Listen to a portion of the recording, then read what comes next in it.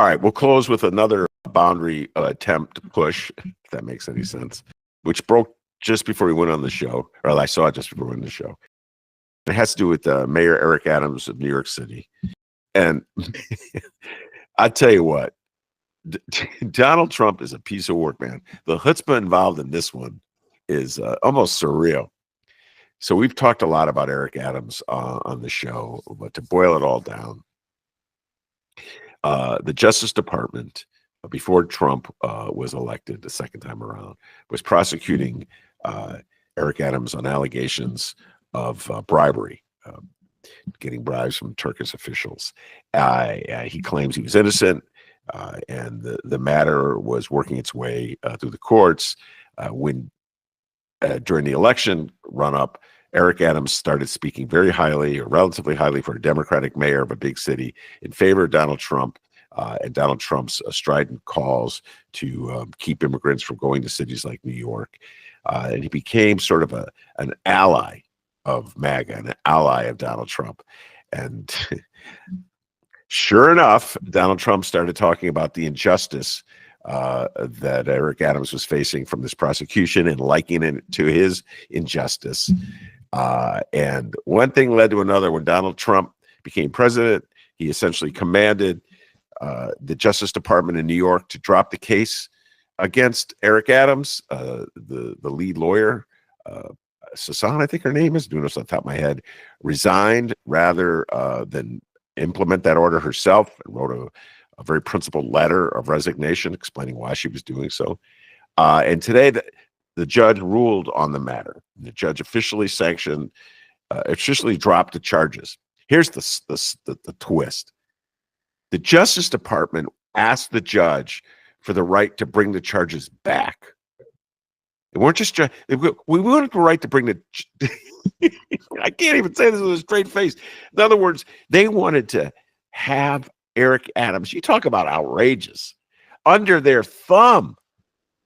They wanted to make sure he would go walking around parroting whatever idiocy was coming out of the mouth of Donny Trump, because they could then threaten him by bringing back the prosecution. We're talking about Trump shakedowns, a big-time Doug Emhoff's law firm. Right out the open. Going out in the open. One more time, I appeal to Elon Musk and Joe Rogan. Anytime you guys want to take a stand, go ahead. Your thoughts about this, Jim? The judge, by the way, said, no, you can't have your cake and eat it too. We're just going to drop the charges, and that's it. Take it away, Jim. Your thoughts. Well, this is very disturbing, and I believe, at least within legal circles, this is definitely just kind of like these executive orders targeting law firms. It's breaking through at least to the conservative lawyers. I have seen, I've just personally, I've had conversations where people who are not that partisan, or who generally would skew conservative, they see what this is or what this was. So I'm a little bit heartened by that kind of thing, because if something like this was so brazen and they were still defending it, or just didn't get it, or couldn't see how it was problematic, that would bother me more. So Eric Adams is the mayor. The evidence sounds like, based on the indictment, was extremely strong, that they would have probably gotten a conviction for him taking these bribes. Like they had evidence of the transactions, and they had evidence of the quid pro quo. So he would have been convicted.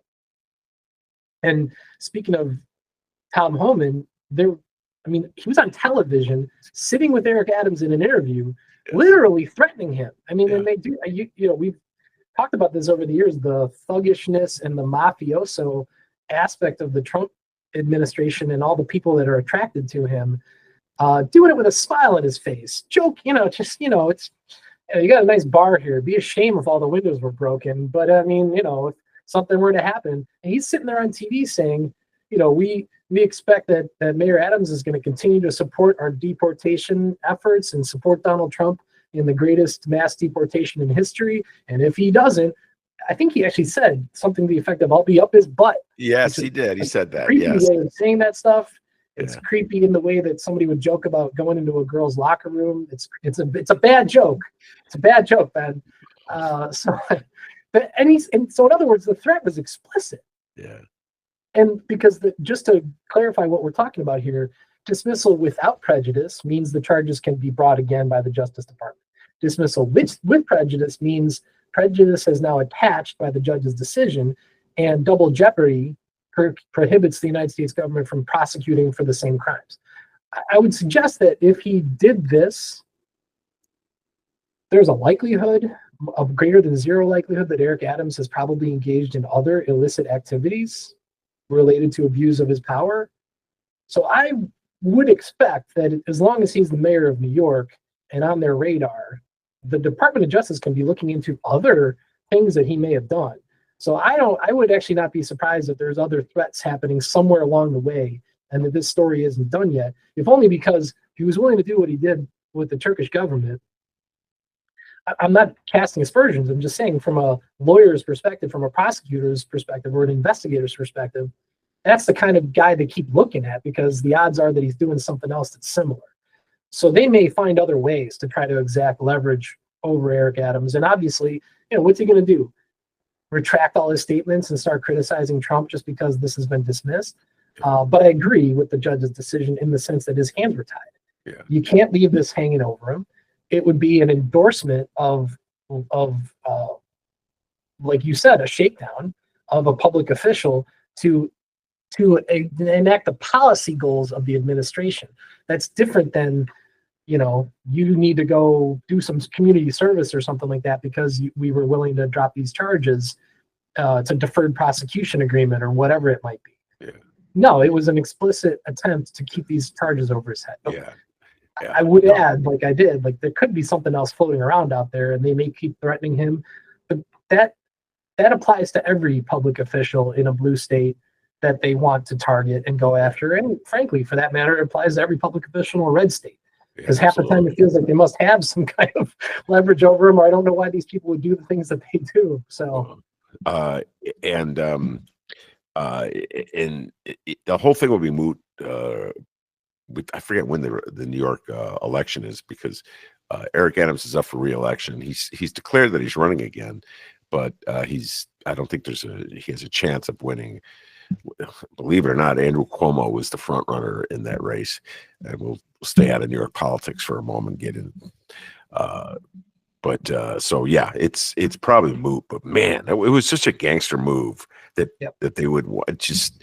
And I give that judge again. The bar's low, but I give him credit. He was pretty forceful in his denunciation of it, and the matter's been dropped. All right, Jim, we got through all the matters on our agenda. Very productive conversation. Thank you very much for coming on the show. And once again, as I told you at the outset, don't worry about anything you said. We got Joe Rogan and Elon Musk in your corner to defend you. And Cory Booker, don't forget, I brought my prop today. Oh, my goodness. Shout out to great Senator Cory Booker and his historic achievement of standing on the floor. It's about time that somebody beat Strom Thurmond's record because that is kind of a disgusting historical note that was the longest anybody had held that floor before for an immoral purpose. It was nice to see someone holding the floor for a moral purpose, and God bless him. What a human feat. What a feat.